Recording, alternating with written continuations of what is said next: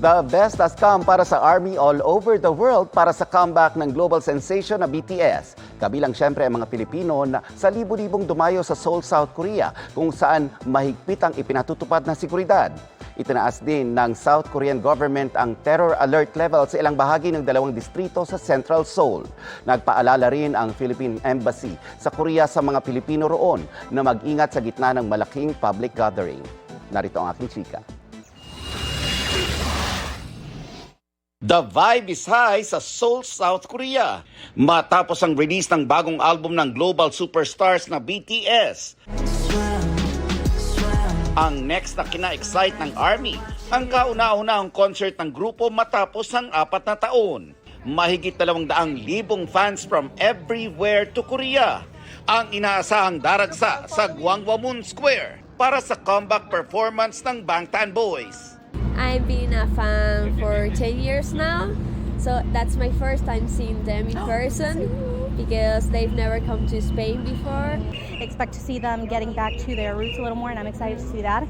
Proud naman daw ang nakausap naming South Korean na maaaring maitulong ng free concert sa kanilang turismo. That way, we can promote Gwanghwamun Square, like Times Square in the U.S. Mahigpit ang ipinatutupad na seguridad sa paligid ng venue.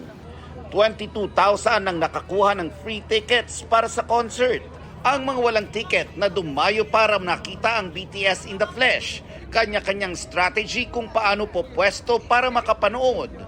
May fans na maaga nang nagpunta roon, kabilang siyempre ang mga Pinoy ARMY. Masaya syempre po. Excited.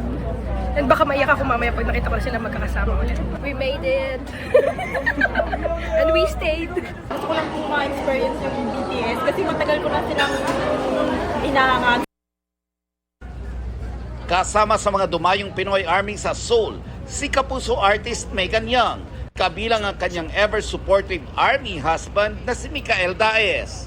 Kagabi, BTS was in the stars nang magkaroon ng drone show para sa Bangtan Boys.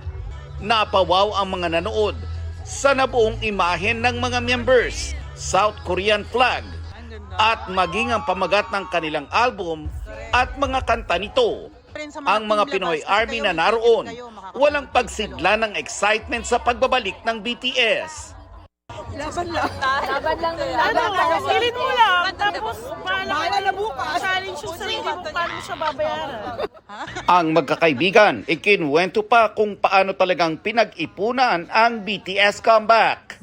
Meron di ba may like mga digital backs, may mga goals, mga ganon. Nag-save kami. And every time may lapag ang BTS, may corresponding amount na ihuhulog doon. Ang pabiro pa nilang hirit, Card will provide. ang isa pang fan na si Therese, inilarawan naman kung ano ang naging epekto ng BTS sa kanya. Friends, community, at saka nagkaroon ako ng parang mass drive to work and do good. And that's my chika this Saturday night. Ako po si Nelson Canlas. Pia, Ivan? Thank you, Nelson.